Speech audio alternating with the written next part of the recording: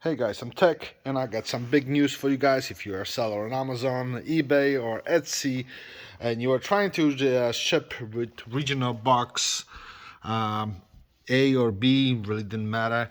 You notice that the option is gone for most people. There's still some programs or like Stamps and Pirate Bay or whatever, something that still uses regional box A, including US Postal Service. eBay, for example, no longer has the option to ship regional rate box A. You can ship with a medium flat rate box. Um, don't worry, it's not end of the world yet. What's happening is starting January 22nd, 2023, US Postal Service is discontinuing regional rate boxes. But they're replacing it with US Postal Service Cubic. So this is the chart, and of course they do it by zones and by cubic feet. So in a short, it's gonna be cheaper to ship some items, and it's gonna be expensive if the item is big but lightweight. Instead of following what UPS and FedEx is doing, which UPS and FedEx, what they're doing is their shipping rate is based on cubic feet as well. And I believe, if I'm not mistaken, somebody in the comments let me know, correct me. I believe UPS and FedEx, they do it whichever is greater. The weight, if the weight is greater, they'll charge you by that, or if the cubic feet is greater, then they'll charge you by that. Whichever is greater, that's what you're getting billed for. But I'm not 100% sure. I know that if it's a large box, you will pay a little extra. So it's really somebody knows or works at FedEx, UPS, ships a lot. Please let me know. Leave it in the comments below so that way other users can know. So those regional boxes. So what should you do? You should keep them. You can still use their regional box A's. Same thing with B's. You can still ship with medium flat rates and large flat rate and small flat rate. Those are not going away. But the original box A is going away. If you have the boxes, you can still use them, and the thing is, they're going to be calculated based on the cubic feet. So, for example, this regional box A, the bottom, and all the what's nice about the US Postal Service boxes that you get for free is they have the dimensions here. So, for example, this one is 10 by 7 by 4.75. Outer meter is outer box dimensions are 10.125 times 7.125 times 5, which is outer cubic feet is 0.2087. So let me give you explanation of exactly what priority mail will be when it comes to commercial cubic eligibility and all that kind of stuff. So we can determine if how to price those boxes. This hasn't taken effect yet, so I don't know exactly if this will qualify on what if it will qualify under 0.2 cubic feet or will go under 0.3. I'm assuming this might fall under 0.20. But until that takes effect and I double check, don't quote me on it. But I think this will be, under 0.2, and depending on the zone, it's not that expensive. But we'll see. Once I have the official calculator for it, I will confirm it and release proper video once it takes effect. So here's what US Postal Service says. This is from their website. Is cubic prices are generally available to commercial priority customers. So if you have a business account, that's pretty much it. Or you ship to eBay, Amazon, or Etsy, they usually have a commercial account already. And also if you use other something like Stamps or Pirate Ship or stuff like that. Each mail piece must measure 0.50 cubic foot or less, weigh 20 pounds or less, and the longest dimension may not exceed 18 inches. So for big boxes, it's really meant for small boxes. But the thing is, with those priority boxes, you can use those boxes, or you can use a general boxes that you may already have, and you can ship it with priority mail using cubic calculations. Rolls and tubes do not qualify for mail piece cubic prices. So it has to be registered end user of US Postal Service approved PC postage stamps, that means electronics. It has to be a commercial account. Permit imprint customers are required to use electronic verification system program to submit electronic postage statement with a computerized mails manifest under mailing must contain at least 200 pieces, 50 pounds of mail. Mail pieces are not required to be identical in weight. Permit holders using U.S. Postal Service return service for packages returned at priority mail prices when all requirements met under Section 505. So this is the cubic tiers. Point 1, measuring up to and including points 10. So, for example, the 2.0 is measuring more than 10 and up to 2.0. So like in regional box A, it's 0.20, which should qualify, but that's the 8 in the end, do we need to round it up? I'll get to that in a second. And also the regional box A, it's another one here. This is 0.209. So do we have to round that up? That is a big question, which I will find out once that takes effect, and we be able to use their calculator to determine that.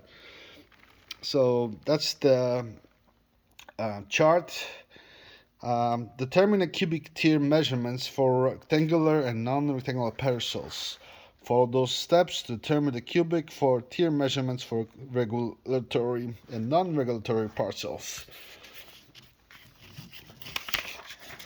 So to measure the length, width, and height of each dimension, maximum point in inches, round down. So that's a big one, which is each measurement to the nearest quarter inch. So like in this case, it's 10.125, which is right in the middle of a quarter inch. So which way do you go, up or down? They tell you to round it up, but this one is exact, so that's why this one is slightly, because technically you can go, I guess you can say it's 10 by 7 by 5, and it falls under 2.0, or you can say it's 10 point and a quarter, 7 and a quarter, and 5.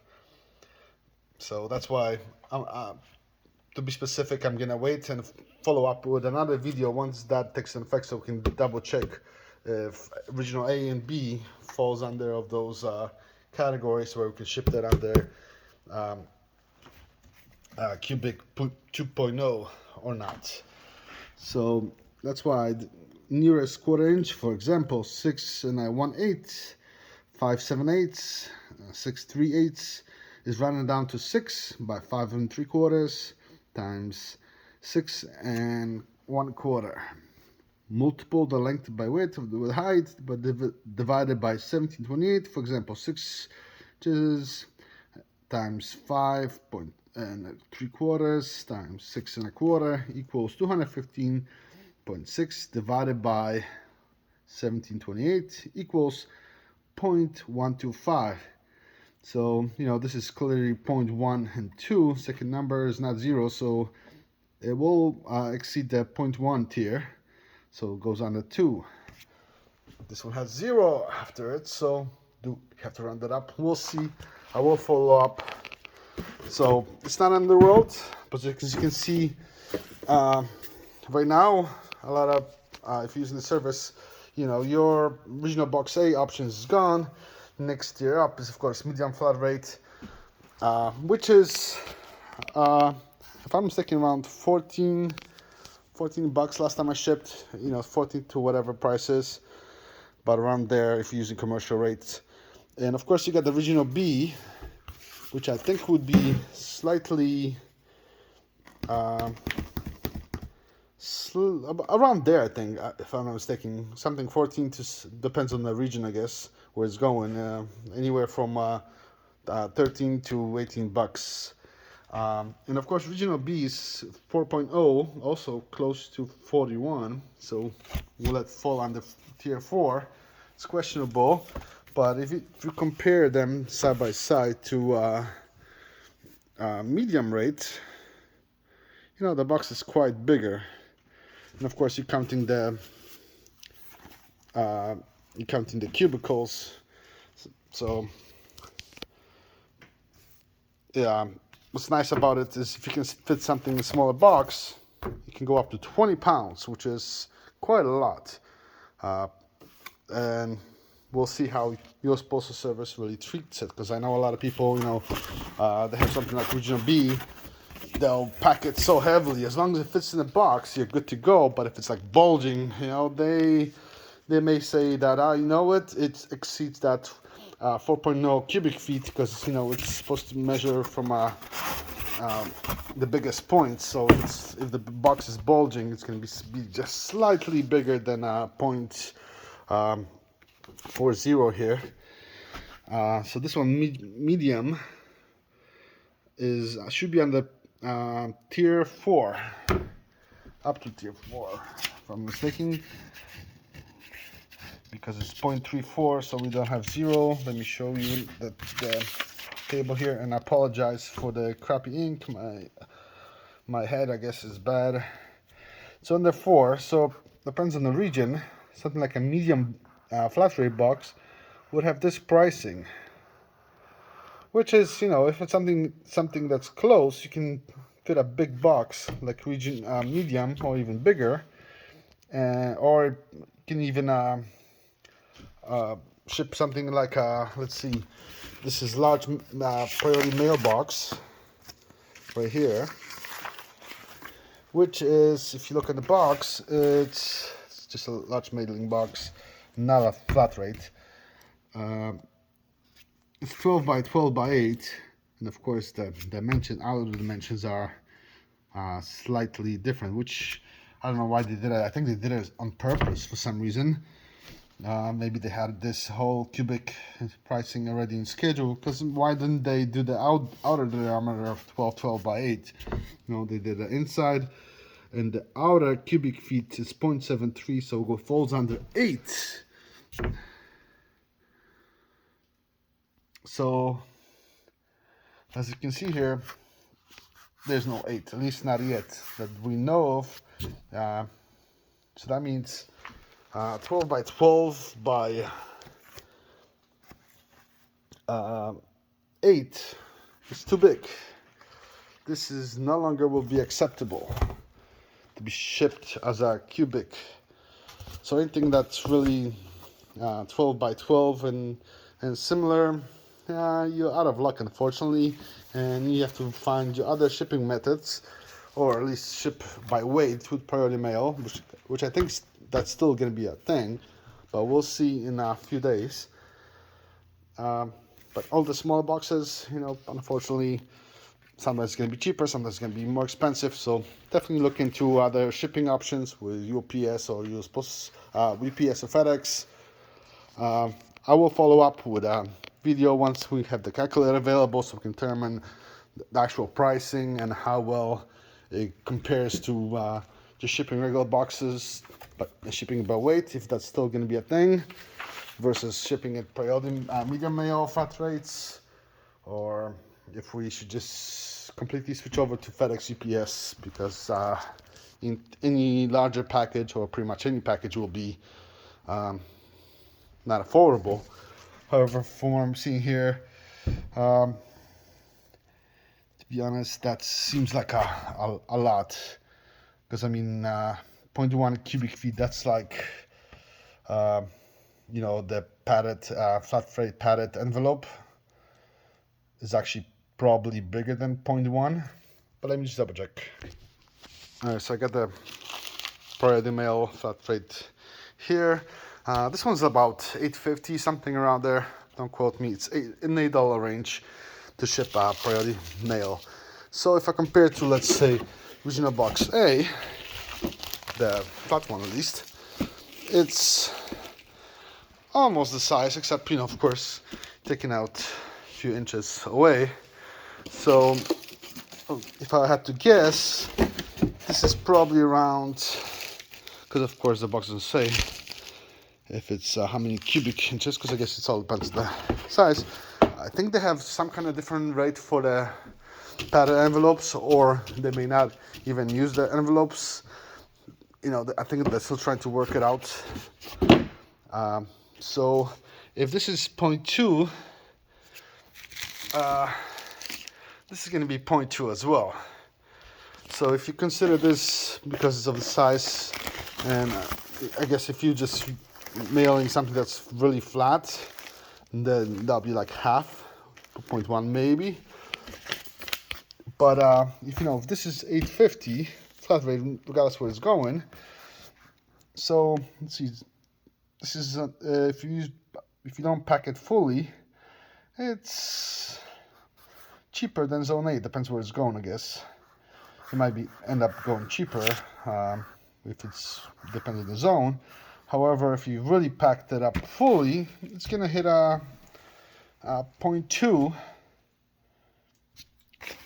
tier of cubic feet, and as you can see, it gets expensive really fast. Where, you know, if you're shipping anything past zone 5, you might as well just ship the flat rate envelope, which is going to be just $8.50. So that's my 2 cents. The only thing, the advantage here is, of course, this cannot hold that much weight. I think the envelopes, even though it says maximum 20 pounds, which, you know, I guess that's the same thing as US Postal Service cubic is 20 pounds max. So will this save you money? I don't know. In some cases, I'm sure it will, but in other cases, it will be a lot more expensive if something is big. If it's something really small and it's really heavy, you know, if you're shipping, let's say, copper bars, which are heavy and yet small, you know, you can ship them fairly cheap because that'll be like under the 0.1, 0.2 cubic category.